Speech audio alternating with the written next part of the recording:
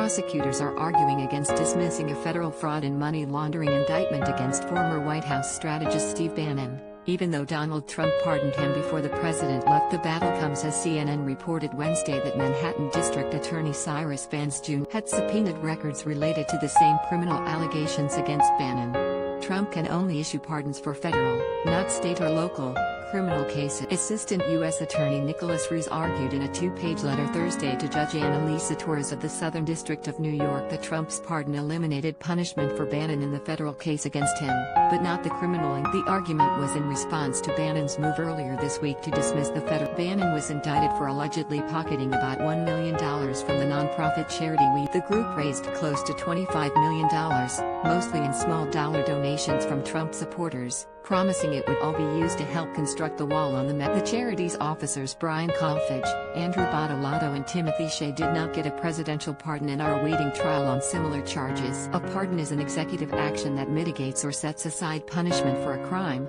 Roos wrote. But the indictment should stand, he said.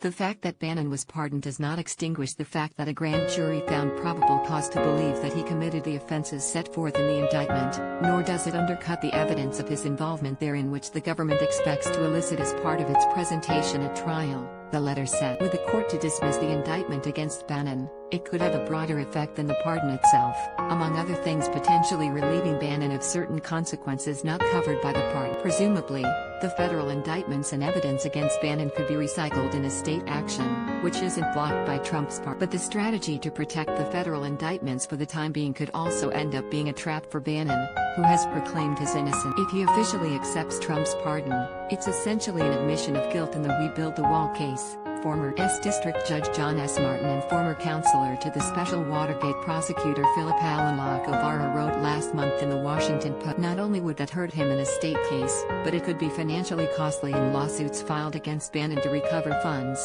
they know. And with a pardon to protect him in a federal crime, he can be ordered to testify against his former co-defendants, and others who may be identified in the future.